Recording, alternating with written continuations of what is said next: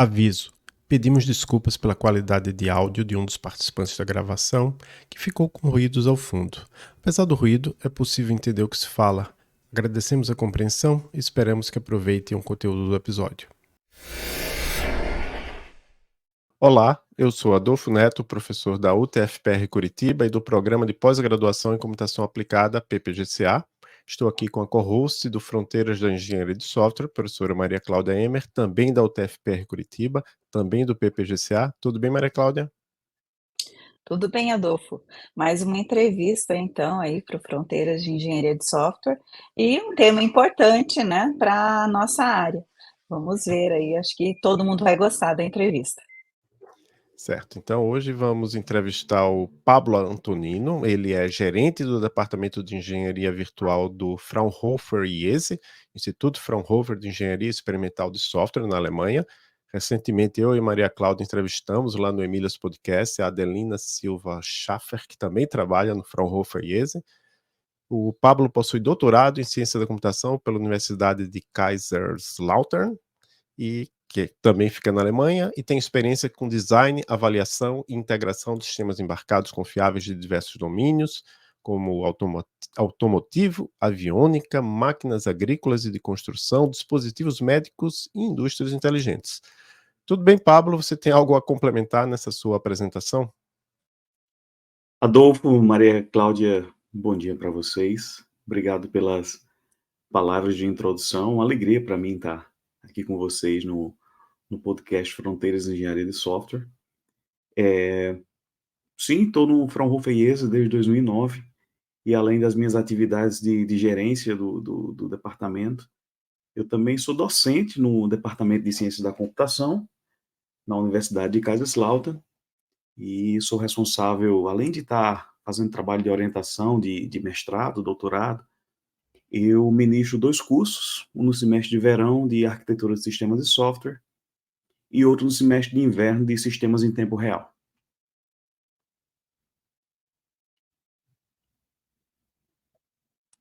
Muito bem, então acho que já começando, né, vamos falar sobre o tema principal dessa entrevista, então, arquiteturas de referência.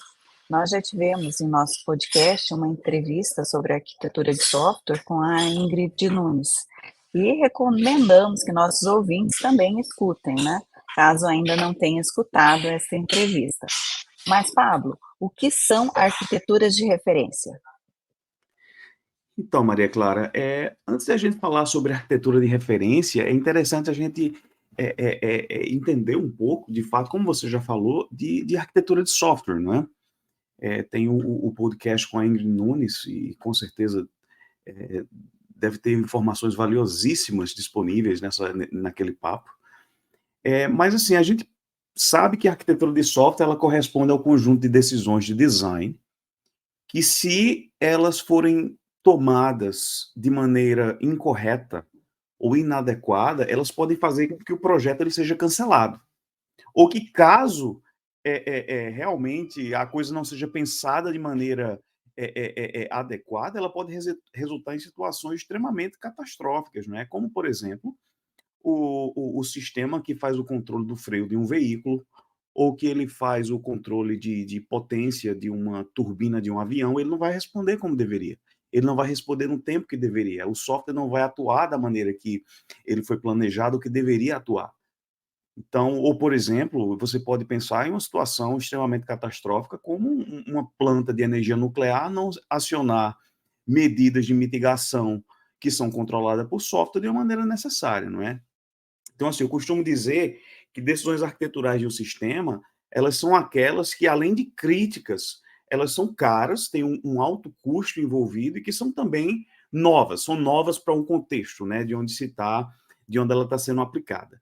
Quando a gente pega isso e traz para o contexto de arquitetura de referência, fazendo essa amplificação do conceito, a arquitetura de referência ela corresponde a esse conjunto de decisões críticas de design que tem relevância não apenas para um sistema particular, mas para um domínio como um todo.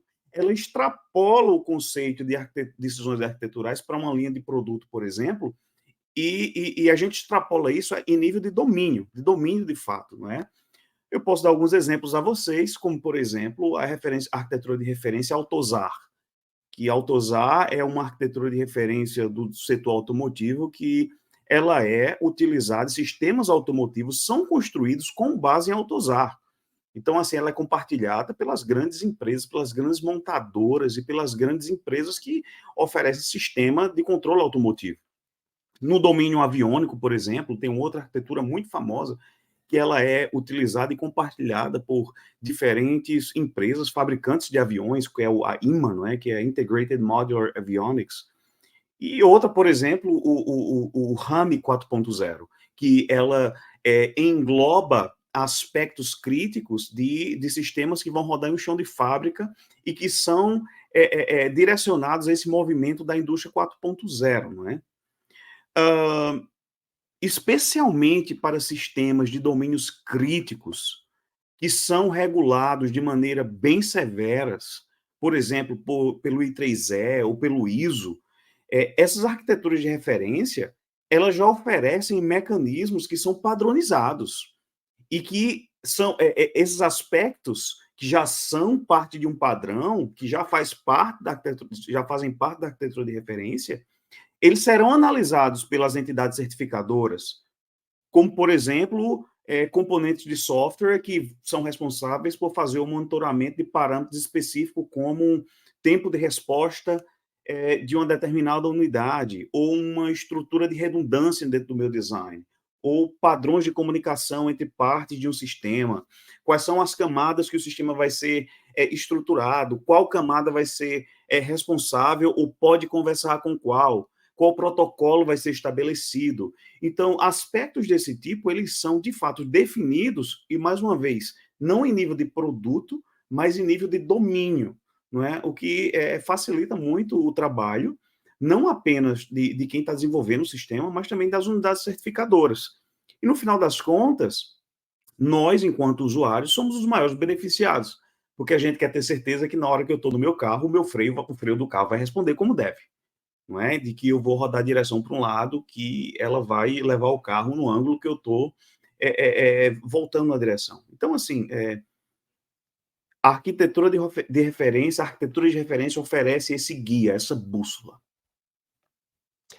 E essa preocupação com arquiteturas de referência, ela é restrita somente, por exemplo, vamos dizer que tem uma pessoa desenvolvedora, ela está lá numa empresa, essa empresa decide adotar uma arquitetura de referência, esse desenvolvedor vai ter que conhecer. Mas será que, por exemplo, ou uma pessoa desenvolvedora, ou mesmo um CTO de uma empresa menor, é, é útil conhecer arquiteturas de referência? Adolfo, deixa eu te responder. Eu vou começar contando uma história bem interessante que aconteceu comigo aqui na minha casa. Eu tenho um pedaço de cerca aqui na minha casa que, em 2016, eu mesmo decidi colocar. É uma cerca bem longa, um pedaço da lateral aqui da minha casa, que ela tem quase uns 20 metros. E o que aconteceu foi que eu disse, sabe uma coisa, eu não vou contratar ninguém para fazer isso. Não vou contratar um pedreiro ou uma empresa. Eu mesmo vou fazer. E investi um bocado de tempo, um bocado de esforço para poder fazer isso acontecer. E a cerca ficou de pé. O que aconteceu, cara, foi quando deu o primeiro vento forte do outono, eu acordei de manhã, a cerca estava no chão. E essa cerca quase cai em cima do meu carro, cara. Foi uma situação bem, bem, bem assustadora, digamos assim, não é? E quando a cerca estava no chão, me recordo naquele dia, estavam passando 2 profissionais do lado que estavam trabalhando na construção de uma outra casa aqui perto de onde eu moro. E eles disseram, cara, eu acredito que essa cerca caiu porque você não colocou você não enterrou os postes de sustentação na profundidade que é recomendada. Eu fiz, e qual é a profundidade recomendada, amigo? Eu nunca ouvi falar disso. Se eu tivesse sabido quais eram essas orientações, o que é definido como padrão, o que é recomendado, talvez, e tivesse feito isso, talvez a minha cerca estivesse de pé. Resultado, eu tive que pagar uma empreiteira para poder vir aqui, remover a cerca, refazer o serviço que eu fiz, e para fazer de maneira correta. Se a gente instancia essa analogia para a questão do desenvolvimento de software, a gente vê, infelizmente, hoje, muito software sendo desenvolvido da maneira que eu coloquei a minha cerca, sem observar quais são as regras, quais são os padrões, quais são as orientações. E no final das contas, cara, quem vai pagar o preço é o usuário final, porque o produto ele vai ficar mais caro. Ele não vai ter a qualidade adequada que a gente se tem. Enquanto desenvolvedores, a gente precisa, nós desenvolvedores de software, nós precisamos ter espaço para criar. Né? Eu acho que o fator criatividade no desenvolvimento de software, ele é fundamental. No entanto, a gente precisa definir e entender até onde essa criatividade pode ir. Quais são os limites da minha criatividade? Quais são essas barreiras? Quais são as delimitações para eu criar? Para que a gente possa, inclusive, criar de maneira responsável. É isso que eu costumo dizer. Aí é onde as informações arquiteturais e de uma arquitetura de referência, elas têm um papel importante, que é estabelecer margens de segurança, margens de proteção, provendo orientações necessárias para evitar surpresas desagradáveis no futuro, não é? Ou que o produto ainda esteja sendo desenvolvido, ou quando o produto já esteja em produção. No caso de sistemas críticos, que é o caso do domínio que eu tenho expertise, que eu trabalho, eu não trabalho com sistemas de informação tradicional, mas assim, é o software que ele está embarcado em um veículo, em um equipamento médico, em um trator, em um avião. As orientações que arquiteturas de referência oferecem, elas têm menos resistência por parte de desenvolvedores, porque em muitos casos, se a implementação ela não seguiu o que a arquitetura determina, o sistema não vai ser certificado. E se o sistema não é certificado, ele não vai para o mercado. Então, se ele não vai no mercado, ele não vai gerar recurso. Então, existe menos resistência por parte dos desenvolvedores que trabalham nessa área, não é? Ainda assim, eu ainda vejo alguma resistência nos nossos clientes, que nós damos consultoria, apesar de todas as restrições de órgãos certificadores, a gente ainda vê alguma resistência de algum grupo de desenvolvedor ou de outro, tá? Principalmente os mais jovens, que chegam assim com aquela garra de querer fazer coisas, de ter esse espaço para a criatividade de uma maneira mais exagerada. Mas aí, com o passar do tempo, eles entendem que essa orientação ela é de fato necessária, não é? Então, por exemplo, isso aqui é o que eu trago para você para a questão dos desenvolvedores. Quando a gente pensa em outros stakeholders, em outras pessoas, grupo de profissionais que vão lidar com informações de arquitetura de referência, então você pode trazer, por exemplo, para um grupo de vendedores.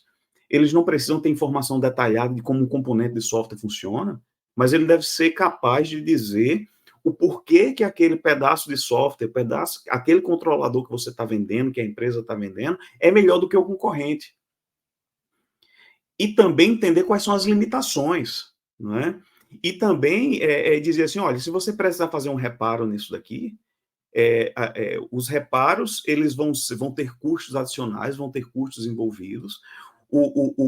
A gradação de complexidade desses reparos, elas vão variar de acordo com a demanda do cliente ou com uma falha, não é? E tudo isso daí a gente engloba, incorpora numa informação de arquitetura de referência. Eu acredito que vocês tenham discutido com a Ingrid, mas existe ainda esse conceito errôneo, eu costumo dizer, de que pessoas associam a arquitetura de software e sistemas a diagramas UML. E que, de fato, isso não, o UML e essas linguagens de modelagem são apenas uma maneira de você representar algum artefato de maneira visual, mas a informação arquiteto quer planejemos ou não, o sistema ele vai ter uma arquitetura. E a gente precisa saber se for escrito, se for com modelos, de alguma maneira, que informações são essas. E é isso que a gente tenta agregar numa arquitetura de referência. Muito bem. Agora falando um pouquinho a respeito de engenharia contínua, né, o que é exatamente, ou que engloba a área de engenharia contínua, e quais práticas e dimensões são essenciais nesse contexto, Paulo? Então, Maria Cláudia, Continuous Software Engineering, né, ou engenharia de software contínua, a gente pode dizer que corresponde a um conjunto de práticas e ferramentas, né, que tem como objetivo acelerar o processo de desenvolvimento e torná-lo interativo, integrado e contínuo mesmo. A palavra é essa, é contínuo, né? E alinhado ao negócio e o processo de desenvolvimento de software, não é? Assim, práticas de Continuous Software Engineering, elas partem da premissa de que o desenvolvimento do software não consiste em atividades isoladas, tá? Realizadas por equipes separadas e desconectadas. Pelo contrário, de fato, a gente entende e reconhece que o desenvolvimento do software ele é um processo ininterrupto, ele é contínuo, né? No qual as equipes colaboram de maneira conjunta para entregar o software com a qualidade esperada, de maneira rápida e eficaz, e que a gente possa reagir às demandas, às mudanças de maneira adequada, em termos de tempo, em termos de custo, em termos de qualidade do produto final, né? A gente tem defendido, e isso daí a gente encontra literatura dando suporte a isso, a gente percebe na prática que processos de engenharia de engenharia de software contínuo, Continuous Software Engineering, eles são equilibrados em 3 pilares, tá? Tem talvez um passo antes. É bem comum a gente conversar com alguns clientes nossos e a gente perguntar se eles usam já alguma prática de Continuous Software Engineering, e eles dizem, e a resposta ser, a gente usa CI/CD, a gente já faz CI/CD, a gente já tem um Jenkins integrado. A gente diz, tá, mas isso daí é só um pedacinho pequeno do que Continuous Software Engineering de fato é, não é? Então, assim, quando a gente fala em Continuous Software Engineering, a gente está falando em atividades que pertencem a 3 eixos. O eixo de negócio, ou o eixo de business, como a gente costuma dizer, onde a gente está falando que o planejamento das atividades da organização, que vai ter implicação em software, demanda de software, deve acontecer de maneira contínua. Obviamente, a gente tem que fazer o planejamento anual, planejamento de biênio, e assim sucessivamente. Mas esses planejamentos eles não podem ser engessados de tal maneira de que mudanças que vão vir por demanda de mercado ou por mudança interna da organização não possam acontecer porque o planejamento ele é engessado. Isso aí a gente ainda na camada na coluna de negócio, a gente fala de continuous budgeting. Então, tá monitorando de maneira contínua também o budget. Então, a atividades de budget, ela deixa de ser algo anual, não é? Que vai acontecer uma vez por ano e vamos viver com aquele budget e salve-se quem puder no final do ano. Então, é continuamente estar observando isso daí. E também, quais são as implicações de software com relação a isso. Então, é aí onde a gente entra no segundo pilar, que é o pilar da engenharia, onde CI/CD, por exemplo, faz parte. É onde a gente está envolvido. Então, é ter práticas de desenvolvimento que vão permitir que eu possa estar continuamente, de acordo com as demandas que estão vindo, oferecendo tendo possibilidade de fazer mudanças, tendo possibilidade de continuamente estar testando, entregando software funcional para os clientes. E, por último, a coluna de operações, que aqui a gente tem aspectos, por exemplo, de continuous monitoring. Então, assim, são técnicas que a gente vai aplicar para continuamente estar monitorando se o produto ele está se comportando da maneira que a gente planejou, não é? Então, assim, para que caso a gente perceba algum desvio, alguma falta de conformidade com a funcionalidade esperada, que a gente possa reagir, possa voltar para o negócio e entender o que é que a mudança naquele sistema vai implicar para o negócio da empresa, entregar isso daqui para o software, para o pessoal que está trabalhando na engenharia, para que as mudanças possam ser feitas e que a gente possa ficar nesse ciclo aqui, não é? Então, assim, a gente vê realmente empresas lidando com isso de maneira, implementando técnicas para isso, de maneira muito eficaz. A BMW, por exemplo, a BMW tem trabalhado já há alguns anos com uma cadência entre detectar uma falha de software no veículo, analisar essa falha, fazer o reparo do software e mandar o software de volta para o carro em 14 dias. Você já pensou 14 dias para fazer uma mudança de um software dentro de um veículo? Coisa que antigamente a gente precisava de quê? 6 meses, 8 meses, até um ano, não é? Então, hoje a gente vê que eles, de fato, têm utilizado técnicas de continuous engineering, técnicas de simulação, gêmeos digitais, baseado em uma arquitetura de referência como o AutoSAR, por exemplo, que oferece você entender exatamente onde é que está o problema e reagir a tempo.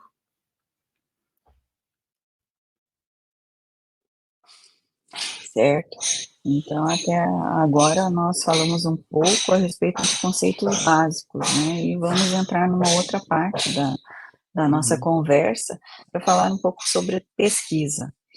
Então, em 2021, na revista Computers and Industrial Engineering, você e seus coautores, né, daí uma das coautoras é a Elisa Yumi, Uhum. publicaram o artigo Arquiteturas de Referência da Indústria 4.0, Estado da Arte, Tendências Futuras, né? Esse título a gente traduziu. Uhum. Você pode comentar para a gente os principais resultados deste trabalho em que vocês revisaram as arquiteturas de referência existentes para a indústria 4.0 e as analisaram quanto à sua adequação para apoiar processos e soluções da indústria? Sim. Ahn, a gente no Fraunhofer IESE, a gente coordena o desenvolvimento de um middleware que oferece funcionalidades para que possibilitam técnicas de indústria 4.0, que é o Eclipse Basics, né? É uma plataforma open source, é um middleware open source, que ele implementa conceitos baseados em gêmeos digitais e que, como eu falei, ele permite a implementação de casos de uso-chave desse movimento de digitalização em sistemas de chão de fábrica, né? Então, assim, por exemplo, monitoramento em tempo real de estabilidade de certos parâmetros de produção, parâmetros de máquina, por exemplo, se a máquina tá com problema de lubrificação de óleo, ou se ela não está operando com uma potência ou com a eficiência que era esperada. Esse middleware também ele oferece funcionalidades que permitem predição e deployment de estratégias de reconfiguração de equipamentos de chão de fábrica, por exemplo, em tempo real. Em muitos casos, inclusive, sem a necessidade de desligar a linha de produção, que isso daí é uma coisa crítica em processos industriais de chão de fábrica, que na hora que você desliga uma máquina dessa, a gente tem déficits e percas aqui na casa das centenas de milhares de reais ou de dólares, né? Então, assim, algo que permitir atividades de reconfiguração dessa natureza, sem precisar fazer um shutdown da planta, é algo já bem, digamos assim, significativo. Nesse artigo específico que você mencionou, a Elisa, eu e outros colegas, a gente mostrou como casos de uso que a gente tem observado nos nossos projetos, com os nossos clientes, eles são adereçados por diversas arquiteturas de referência que focam em oferecer esse suporte para sistemas voltados à digitalização de chão de fábrica, de equipamentos de chão de fábrica, ou seja, nessa parte de indústria 4.0, né? E, assim, são middlewares que vêm sendo desenvolvidos por diferentes empresas, diferentes instituições de bastante respaldo.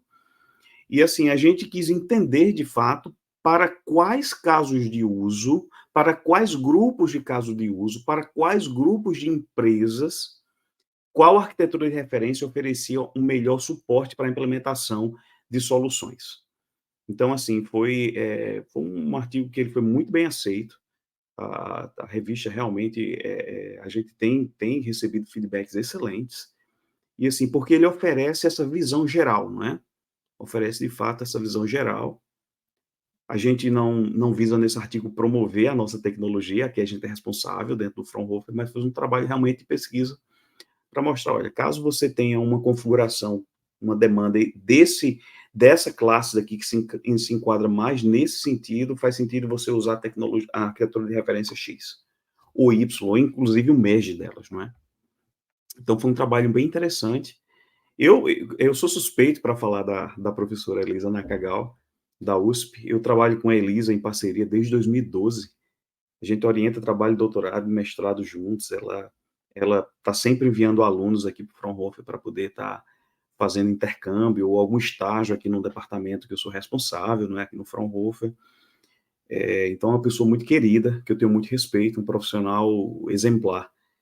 E tem outros parceiros, né, que a gente tem trabalhado nessa área de maneira bem focada e assim, bem próximo mesmo. Por exemplo, tem o professor Flávio Oquendo, que é brasileiro, inclusive, ele é professor na França, do IRISA, não é? Tem Flávio Oquendo, ele é uma pessoa muito querida, a gente tem organizado eventos juntos, a gente tem tido boas atividades em conjunto. O professor Rodrigo Santos, da Unirio, não é? Uma pessoa também que a gente tem trabalhado muito próximo, a gente estava essa semana no CBQTS, então foi muito bom também.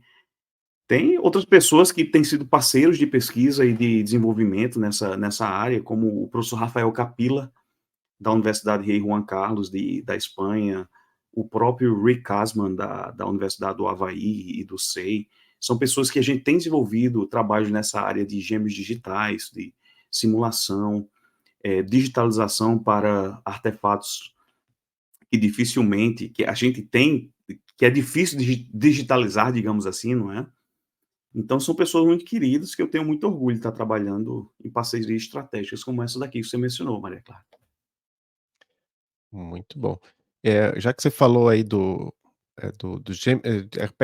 eu até troquei um pouco a ordem aqui das perguntas. Antes de perguntar sobre gêmeos digitais, eu vou fazer uma pergunta sobre esse livro, né? Que é um livro que você e a Elisa, a professora Elisa, Sim. organizaram, né? Arquiteturas de Uhum. referência para domínios críticos, usos e impactos industriais, é o nome em português, em inglês, Sim. Reference Architectures for Critical Domains, Industrial Uses and Impacts. E Uhum. como é que esse livro aborda o uso atual das arquiteturas de referência e como os arquitetos de software e profissionais percebem as necessidades de arquiteturas futuras no mercado?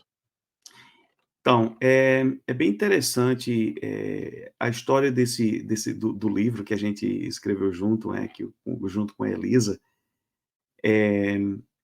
surgiu justamente a gente começou a pensar nisso quando a Elisa veio fazer um pós-doc aqui na Alemanha, e a gente começou a trabalhar juntos em 2012, isso 2011, 2012. Então a gente falava muito sobre arquitetura de linha de produto, arquitetura de referência e coisas desse tipo, não é? E assim, com o passar dos anos, a gente vinha notando que cada vez mais estruturas como essa de um AutoSAR, por exemplo, do RAM, o IMA e outras arquiteturas de referência vinham ganhando cada vez mais evidência. Qual era a dificuldade que a gente percebia? Era que quando eu ia conversar com os clientes, eles sabiam de que se tratava, mas eles eram muito focados na arquitetura de referência do domínio deles. E fazia todo sentido, porque quem está trabalhando em automotivo vai focar no que a arquitetura de referência de automotivo é. Então a gente sentiu essa necessidade de ter uma maneira de criar esse material, de que a gente pudesse oferecer uma visão geral de diferentes arquiteturas de referência que estavam sendo utilizadas em diferentes domínios, não é? E como eles têm pensado isso, como tem sido usado na prática, para inclusive um domínio pudesse aprender do outro. Então aí foi exatamente onde eu e a Elisa, a gente teve essa ideia, interessante que a gente teve essa ideia, cara, em dezembro de 19, janeiro de 2020, a Elisa fez uma visita aqui na Alemanha, e a gente começou a pensar nisso, e a gente fez todo o planejamento do livro, aí a pandemia estourou, não é? Então a gente escreveu o livro praticamente durante a pandemia, e que realmente foi muito interessante, foi muito bom que a gente conseguiu pessoas para também estarem contribuindo em alguns dos capítulos, né? A gente falou sobre arquitetura de referência para esses domínios que eu falei, a gente englobou ainda arquitetura de referência para sistemas de comunicação, focando em 5G, não é? O que tem sido feito no domínio médico. E assim, a gente tem percebido que tem sido muito bom, ou pelo menos tem sido o feedback que a gente tem recebido, dos domínios aprenderem um com o outro, vendo, por exemplo, quais padrões eles podem reaproveitar ou adaptar, o que é que tem sido feito, por exemplo, em termos de criptografia de comunicação em rede 5G, não é? Quais são os mecanismos de proteção e como é que a gente pode usar isso daí, por exemplo, em sistemas de chão de fábrica, né? Inclusive em sistemas médicos. Então, assim, um domínio aprendendo com o outro tem sido a possibilidade, esse livro ser um possibilitador de que os domínios possam estar trocando informações, tem sido realmente uma alegria, tem gerado uma alegria ver que isso está acontecendo. O livro E ele é um foi publicado ah, pela Springer e, assim, ele está disponível. E, assim, é, realmente, como eu falei, a gente está muito feliz, cara. dá para comprar na Amazon Brasil. Felizmente o preço, né, quando se converte para o real é meio salgado, né, nesse momento tá R$ 645, mas Eu não que esperava é que o tivesse tão caro não. que é o preço de um livro normal, assim, dessa quantidade de páginas, 200 páginas, eu acho que tá uns R$ 50, né, então é o preço de, 12 livros. Mas É enfim, uma é uma pena que a gente não consegue trazer o produto de maneira vender no Brasil de maneira, adequada, não é, assim, com preço, isso é uma pena mesmo. mas eu acho que algumas universidades brasileiras têm acesso ao texto digital, né, Ok. via alguma assinatura, eu acho, não sei se pela CAPES, mas por alguma assinatura. E aí você contou pra gente, né, que os clientes do Fraunhofer IESE têm demonstrado um forte interesse em gêmeos digitais e simulações. Uhum. E você pode explicar para os nossos e nossas ouvintes o que são gêmeos digitais e simulações? Sim. Então, Adolfo, o que a gente de repente, para motivar um pouco, essa história de gêmeos digitais e simulações, não é, essa história toda começou, cara, quando a gente começou a identificar, como eu falei para você, demandas como essa da BMW, ou que eles estavam realmente colocando práticas desse tipo, de estar entregando software e fazendo reparos de software de maneira tão rápida, já estando disponível no veículo, né. Então, assim, a gente começou a investigar mais a fundo o que é que estava acontecendo no mundo afora, e assim, só para dar a vocês um número bem interessante, eh, teve um projeto aqui na Alemanha, um projeto chamado Pegasus, que na verdade foram 2 projetos em consecutivo, envolvendo empresas e instituições de bastante respeitadas. E um dos resultados desse projeto, uma das análises conduzidas nesse projeto, mostrou que, para que a gente pudesse testar todas as funções controladas por software em um carro autônomo, era necessário dirigir aquele carro o equivalente a 88 vezes a distância entre a Terra e o Sol. Então é uma distância que ela é impraticável, ou seja, a gente não consegue fazer esse teste de todas as funções de um veículo autônomo utilizando técnicas tradicionais. Quando a gente vai afunilando e vai expandindo o horizonte de análise, a gente chegou no estudo que foi publicado pela Intel, em 2017, esse estudo, bem interessante, mostrando que um carro autônomo, em 1 hora e meia de operação, ele vai gerar o equivalente a 4 terabytes de dados. Então é um volume de dados muito alto. Onde é que a gente vai colocar onde é que a gente vai armazenar esse dado? Essa quantidade de dados. Então, por exemplo, se eu sair daqui de Kaiserslautern e for para Frankfurt e voltar, se tiver tráfego, vai ser quase 10 terabytes de dados, cara, que a gente vai armazenar. E aí, como é que a gente armazena isso dentro de um veículo? Isso eu estou falando em uma viagem, ir no aeroporto e voltar, entendeu? Então, assim, os sistemas, eles estão ficando muito complexos para serem testados da maneira usual que a gente faz, não é? E eles estão cada vez demandando mais dados, e isso é o grande desafio que a gente tem. Eles não apenas estão ficando mais complexos, mas eles estão demandando, na verdade, eles estão sendo mais complexos por conta da quantidade de dados que a gente tem, para poder fazer todo esse processamento. Eu me recordo que eu tive um professor na universidade, no começo dos anos 2000, que ele disse: "Olha, daqui a 20 anos, o óleo, ele não vai ser o bem mais caro que a gente vai ser o dado, vai ser a informação", e de fato ele não estava errado, é correto. Então assim, o que é que isso tem a ver com gêmeos digitais e simulação? Gêmeos digitais e técnicas de simulação, são estratégias que possibilitam a gente fazer validações em um campo, virtual, é daí de onde vem o nome do departamento que eu gerencio, é Virtual Engineering, que possibilitam garantir, a gente precisa desenvolver técnicas e ferramentas que possibilitem que a gente consiga testar de maneira adequada parâmetros que podem ser a diferença entre a vida e a morte de um passageiro dentro de um veículo, por exemplo. Em um sistema tão complexo como esse, sem que haja necessidade de dirigir 88 vezes a distância entre a Terra e o Sol. E é aí onde a gente entra em utilizando técnicas de gêmeos digitais. Gêmeos digitais são réplicas virtuais que são que estão conectadas com equipamento físico através de sensores, através de recebendo informação, atuadores também.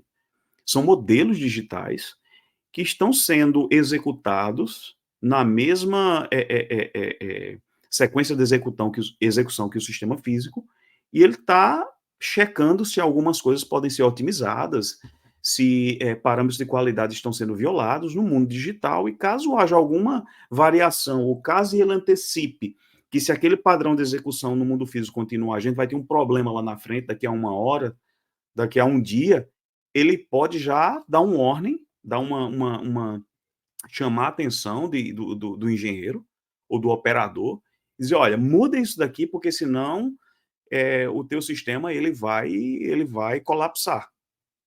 Daqui a mais uma quantidade X de ciclos, ele vai colapsar. Então, assim, você tem um ambiente virtual e que ele está constantemente executando e verificando o que vai acontecer no mundo físico. E ele pode fazer isso porque ele executa simulações extremamente precisas. Extremamente precisas. Então, assim, no meu departamento, a gente desenvolve 2 plataformas, que a gente é responsável pela plataforma de gêmeos digitais que eu falei para você, que é o Eclipse Basics, que é esse middleware da indústria 4.0, que é open source, que permite a criação de gêmeos digitais para equipamentos de chão de fábrica. E a gente tem uma outra ferramenta que chama-se Fraunhofer Feral, que é uma ferramenta que permite não apenas a simulação de parâmetros de gêmeos digitais, mas também a integração de vários simuladores que possam, de maneira holística, identificar o que está acontecendo em um determinado gêmeo digital. Então, os simuladores, a grande maioria, cara, eles são muito focados, eles são muito dedicados a simular um parâmetro específico. Então, ele vai simular se a rede está operando dentro de uma capacidade adequada. Ou tem outro que vai perceber, por exemplo, se o sistema ele vai ter uma sobretemperatura. Então, assim, essa ferramenta que a gente tem, além de oferecer as técnicas de simulação tradicional, ela permite que eu acople diferentes simuladores e que dê uma visão geral do que pode acontecer em diferentes parâmetros do sistema, seja físico, quer seja lógico. Então, assim, é aí onde simulação e gêmeo digital ele entra.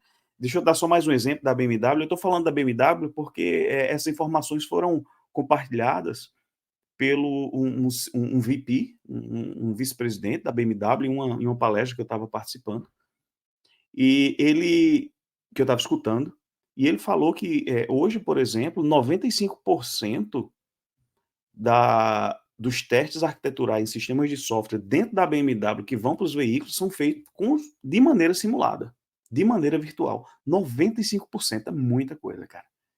Então, assim, aí é onde a gente tem entrado de cabeça mesmo em desenvolver técnicas para virtualização, utilizando gêmeos digitais e simulação. Certo, e agora para você falar um pouquinho, né, a respeito dos profissionais no mercado, né? Você sabe qual é a demanda atual no mercado de profissionais com conhecimentos técnicos nesses campos que você estava falando para nós aí? E quais são os desafios que as empresas enfrentam ao encontrar especialistas para apoiar projetos nessas áreas? Ou seja, será que é difícil de encontrar esses especialistas? Então, Maria Cláudia, isso é um assunto bem interessante e até, de certa maneira, polêmico, digamos assim, não é? Eu vou te contar qual é a minha experiência, tá? O departamento que eu sou responsável hoje, nós temos eu tenho hoje quase 26 funcionários que trabalham no meu departamento. Quando eu coloco estagiário, algum estudante, a gente tem aí perto de 35 pessoas hoje já, tá? Então, assim, a grande dificuldade que a gente tem hoje, que eu percebo, é encontrar profissionais com conhecimento em pelo menos uma linguagem de programação. Tem sido uma dificuldade encontrar pessoas que tenham conhecimento, que queiram trabalhar com desenvolvimento, com programação mesmo, sabe? Certa vez eu fiz estava dando uma palestra, e eu perguntei acho que naquela sala devia ter perto de 50, 55 pessoas, que eram estudantes que estavam próximos a terminar o curso, alguns já estavam inclusive no mestrado, e eu perguntei quem deles tinha conhecimento em alguma linguagem de programação e tinha interesse em programar. E menos de 10% da sala levantou a mão. E assim, é de certa maneira frustrante, porque hoje nós temos uma demanda imensa para contratar profissionais, mas eles são profissionais de computação, mas que não estão dispostos a investir em aprender como é que a gente deve conversar com a máquina, que para mim isso é uma coisa básica do qual é profissional de informática, né? Você saber programar em pelo menos uma linguagem. E uma outra dificuldade que a gente tem encontrado, além desse conhecimento técnico, são profissionais com conhecimento em inglês. Então, assim, é outro desafio que a gente encontra. Aqui na Alemanha nem tanto, tá? Aqui na Alemanha nem tanto, é mais fácil de encontrar.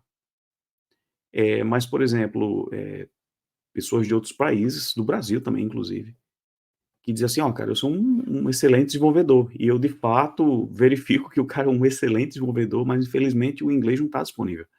Então, assim, essa é uma outra grande barreira que a gente encontra hoje em dia para poder ter profissionais, para poder ter esses profissionais disponíveis. As vagas estão lá, mas o que a gente demanda desses profissionais, conhecimento mínimo, infelizmente não está lá no nível que a gente espera.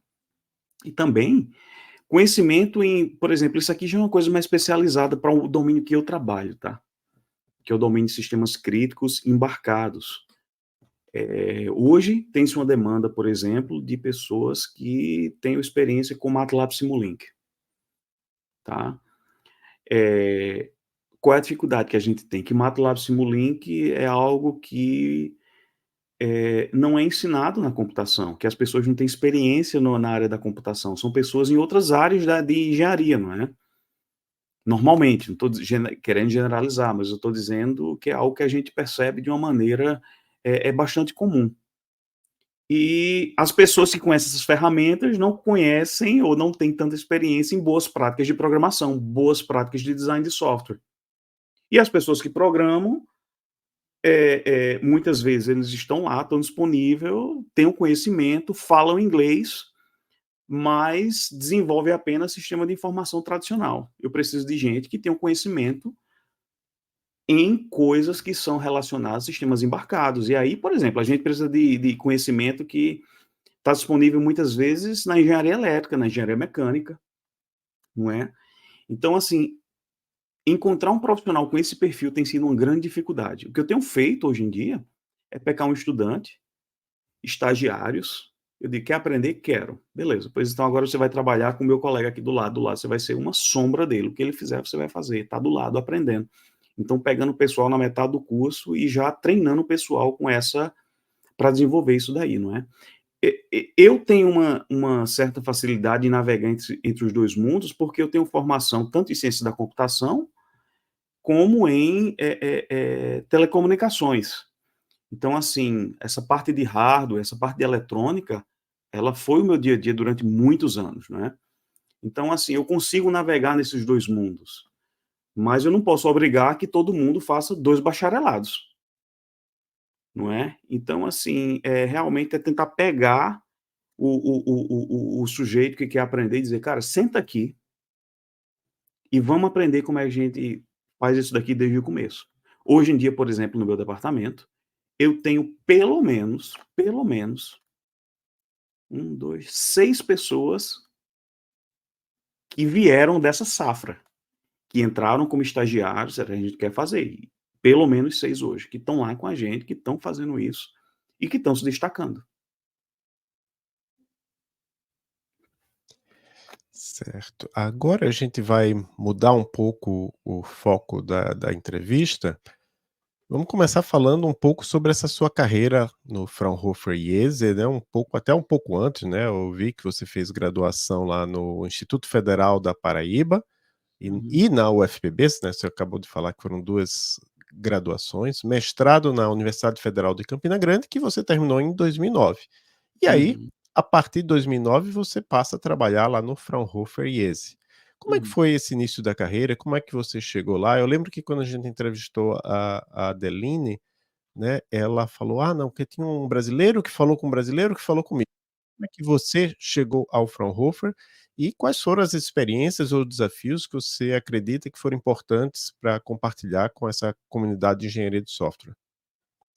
Então, eu, como você falou, quando eu terminei os meus estudos, eu fiz primeiro, eh, telecomunicações, na época era o Cefet, né, que hoje é IF. Na época era o Cefet PB, e quando eu estava terminando o curso, eu me apaixonei por programação e foi aí onde eu entrei na computação e fiz um bacharelado em ciência da computação na UFPB. E quando eu terminei o curso, eu estava trabalhando numa empresa no Brasil, na Indra, na época era Politec, que desenvolve software para o serviço público. Então, assim, foi muito bom, uma rica experiência que eu tive trabalhando lá com eles. Sou muito grato pelos profissionais que investiram em mim, que me tornaram, na época, um desenvolvedor profissional, né? Pegaram realmente um estudante, um cara que estava terminando o curso, achava que conhecia tudo de programação, e até que o cara que era o meu supervisor disse: "Cara, você programa como estudante, eu vou lhe ensinar a programar como profissional". Então ali foi escola da vida para mim, para entender como é que se faz software de maneira profissional. E eu, como você falou, fiz um mestrado lá em Campina Grande, não é, na UFCG, que realmente foi aí onde essa parte de pensar em inovação, pensar em pesquisa e aprofundar os conhecimentos técnicos foram fundamentais para mim, não é. E quando eu estava para terminar o mestrado, eu queria voltar para a indústria, que eu tinha feito uma pausa no meu trabalho da Politec, para fazer o mestrado de maneira integral e dedicada. Eu ia voltar para a indústria, mas eu queria também, uma experiência internacional, né, ter uma experiência fora. E foi onde eu recebi pelo menos umas 3 propostas de trabalho, e eu decidi vir para a Alemanha porque, hã era um país que eu nunca tinha pensado em vir. Então ir para os Estados Unidos era algo que eu dizia: "Ah, eu vou trabalhar lá". Mas a Alemanha, eu disse: "Cara, sabe uma coisa? Eu vou pegar esse contrato de 2 anos que me ofereceram, vou para a Alemanha e depois eu posso riscar o país da minha lista". Na verdade, esses 2 anos se tornaram em agora 14 anos e 8 meses que eu estou aqui, não é. Então, assim, eu comecei no Fraunhofer como cientista da computação, focado em desenvolvimento, consultoria e também alguma coisa de inovação e pesquisa, porque é a natureza do Fraunhofer fazer essa ponte entre a indústria e a academia. Depois disso, eu comecei a fazer assistência de gerência de projetos, aqui dentro do Fraunhofer. Em 2014, eu fui promovido a gerente de projetos e em 2017 a gerente de departamento, que é a posição que eu tenho até hoje. E assim, tecnicamente, projetos envolvendo sistemas extremamente críticos, como esse que eu coloquei para vocês, eh, demandando o uso de técnicas e conhecimentos que a gente pensava que nunca ia usar na vida. Realmente foram desafios que a gente teve que vencer, que eu tive que vencer aqui, não é. Por exemplo, eu me recordo de um projeto, cara, que a gente estava trabalhando com empresa que produz satélites, e o tipo de verificação que era feita era utilizando técnicas extremamente formais, coisa que a gente aprende lá no bacharelado, né, métodos formais mesmo. De model checking, aquelas coisas bem aprofundadas mesmo, linguagem formal. Então foi quando eu me peguei diante disso, vendo que eu precisava ter um conhecimento de algo que eu tinha estudado lá na graduação, e que muitas vezes a gente ignora, né, a gente diz: "A gente nunca vai usar isso na vida". Até que você se dá de cara com o cliente, com o chefe dizendo: "Você precisa fazer isso daqui, se você é cientista da computação, eu espero que você tenha um conhecimento básico nisso daqui".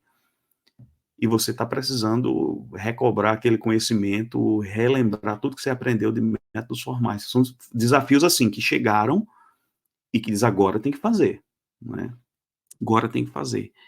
Então, assim, tem sido uma jornada bem interessante essa daqui, trabalhar aqui.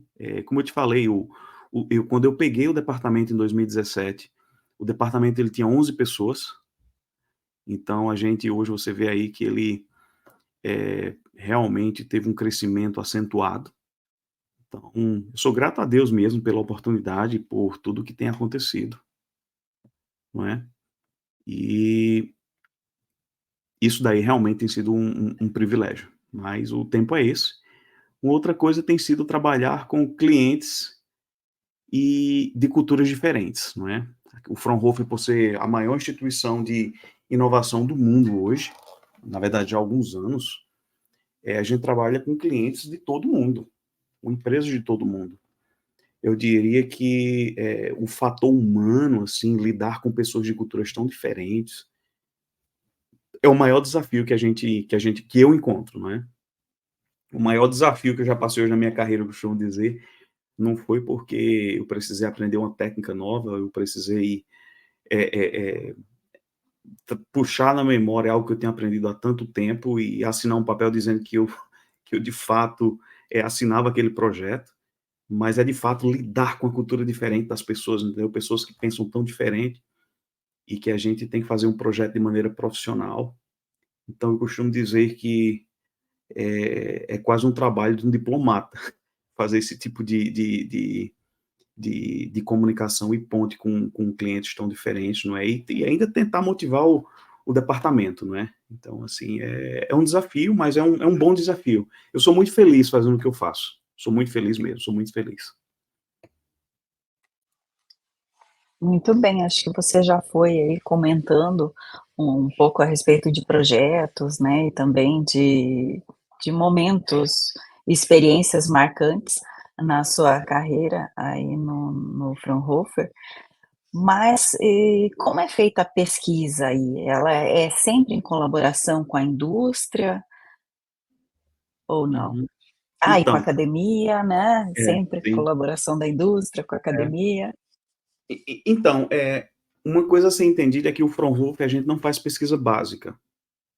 A gente não faz a pesquisa básica, né? Então, a gente realmente precisa no princípio da instituição de ajudar as empresas a identificar que tecnologias podem ser usadas no dia a dia. Então, é pegar aquilo que está sendo pesquisado no estado da arte e entender, tá, como é que eu pego isso daqui e faço com que o cliente use no dia a dia. Essa é a nossa missão, tá? Realmente levar o que é novo para a ponta da inovação, digamos assim. E dar esse suporte na transição gradual dessas tecnologias, né, para a empresa. Eu digo que o Fraunhofer é extremamente importante, porque ele possibilita esse tipo de transição. Assim, nós trabalhamos em projeto. O Fraunhofer ele tem, obviamente, essa parte de consultoria com indústrias, com empresas mesmo, né, privada, no setor privado, como eu já comentei com vocês aqui. Mas a gente também trabalha em projetos tipos de financiamento público de pesquisa, tá? Afinal de contas, a gente precisa ter um sandbox para analisar e para ver como é que o que vai funcionar, o que não vai funcionar em determinados contextos, não é? Então, e até desenvolver coisas novas junto com empresas. Então, apesar de a gente também trabalhar em projetos de pesquisa de financiamento público, sempre tem empresa envolvida, sempre. Porque a gente precisa entender quais são as demandas para poder transferir isso para eles no final do dia, não é? Então, eu, enquanto gerente de departamento, eu tenho as metas que eu recebo dos meus superiores, de quantidade de projeto de consultoria que a gente tem que ter por ano, financiamento X. Isso daí ele só vai ser essa meta só vai ser batida quando de fato eu puder oferecer para os meus clientes coisas que vão fazer uma diferença no dia a dia deles, não é? Então, assim, a gente precisa realmente estar desenvolvendo essas tecnologias, mas voltando para aquela história do começo, tendo o espaço para a criatividade, mas também colocando limites, entendendo por que a gente está fazendo aquilo. Quem é que vai consumir isso? Qual é o meu cliente que vai comprar isso? Qual é a minha carta de clientes? Se ainda não está presente na minha carta de clientes, qual é a empresa que eu vou vender isso daqui? Então, é bem assim, vamos desenvolver tecnologia para problemas reais que existem. E não dizer assim, eu desenvolvi essa tecnologia, você agora precisa criar um problema para poder usar minha tecnologia. Não funciona isso. Então, assim, a gente realmente tem que dizer, vamos entender o que é que o mercado, onde é que está doendo no mercado, o que é que a gente pode melhorar. Então, a gente chega e usa esse contexto de projetos de pesquisa para poder desenvolver coisas que vão fazer a diferença no dia a dia das empresas e das pessoas. Agora a gente está se aproximando do final da entrevista e eu vou fazer a pergunta que define o podcast, que dá nome ao podcast. E a gente sempre gosta de lembrar que pode ser algo que você acha que vai acontecer ou que você gostaria que acontecesse em nossa área. Pablo, para você, qual é a próxima fronteira da engenharia de software? Então, Adolfo, eu vejo, como você falou, ou melhor, como eu falei há pouco, eu vejo um grande desafio para a gente é o fator humano, é o aspecto humano, principalmente no que diz respeito a profissionais qualificados, tá? Eu estou falando de fato em a gente ter profissionais com interesse em técnicas de programação, técnicas de design, com interesse em tecnologia. A gente percebe que o interesse tem estado em absoluto declínio, cara. As pessoas não têm mais aquela paixão por ver como é que a coisa vai acontecer. Eu me recordo que o que me motivou a ir para a ciência da computação foi o meu pai, ele é cientista da computação. Ele foi formado em uma das primeiras turmas de computação do Brasil. Então, assim, eu via a palavra programação e código sempre foi muito presente no meu dia a dia. Me recordo que a primeira vez que eu escrevi um programa, bem bobo, acho que foi o mais perto de mágico que eu me senti, cara. Eu acho um negócio simplesmente espetacular, é algo fascinante a programação, tá? Eu acho isso fascinante. E é algo que me deixa frustrado e profundamente triste ver pessoas que estão nessa área e que parece que não têm a paixão por isso, entende? Eu procuro fazer a minha parte, motivando tanto na universidade, no trabalho, no dia a dia, dentro de casa mesmo. Eu tenho 2 filhos pequenos, uma menina de 9 anos e um de 7, e já tentando mostrar a ele como é que você pode fazer alguma coisa ou outra com programação para crianças, para mostrar que isso daqui é mágico, não é? Eu acredito que existe uma, uma falsa, digamos assim, um falso prognóstico de que inteligência artificial vai substituir tarefas de programação, que vai gerar código, que não vai ser mais necessário programar.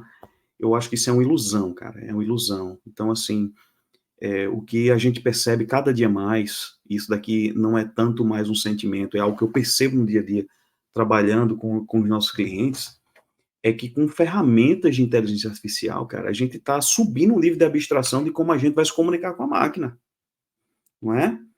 Então, a gente vai precisar desenvolver um protocolo de como a gente vai pedir corretamente que a inteligência artificial entregue para a gente aquilo que a gente precisa, quer seja código, quer seja qualquer outro tipo de artefato.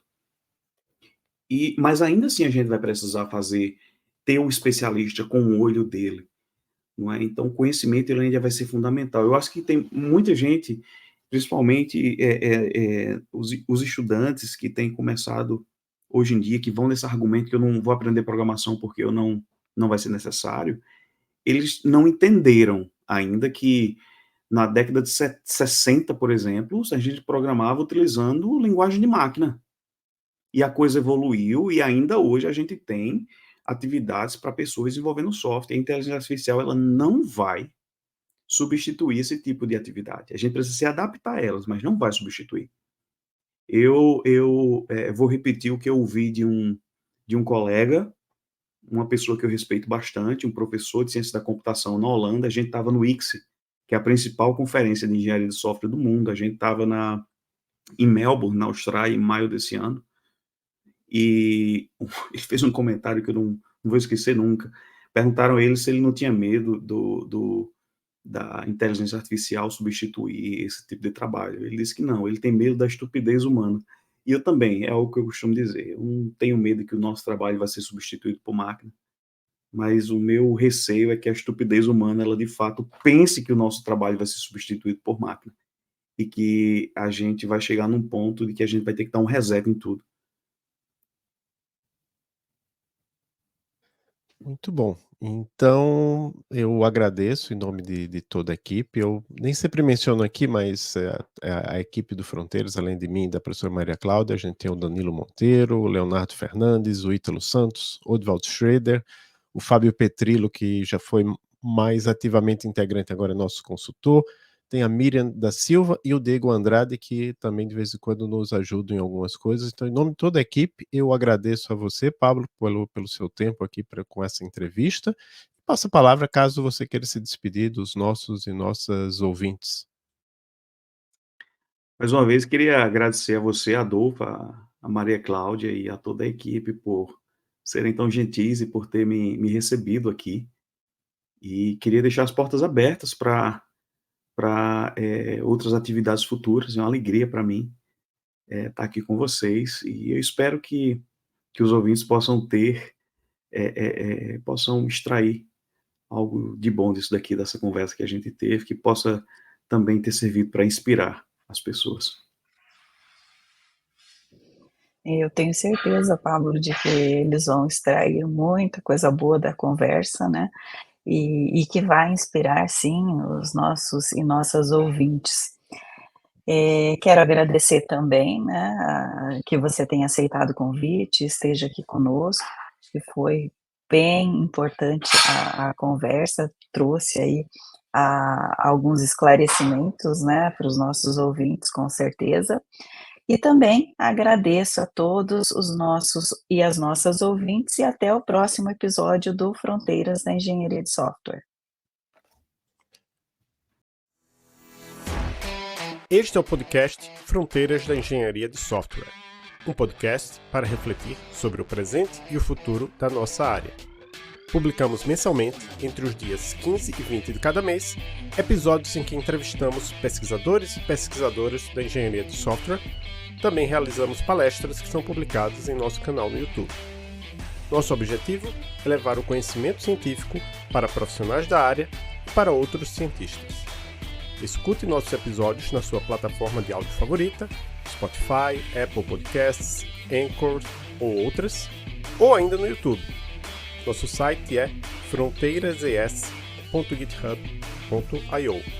Estamos também no Twitter e no Instagram como @fronteirases.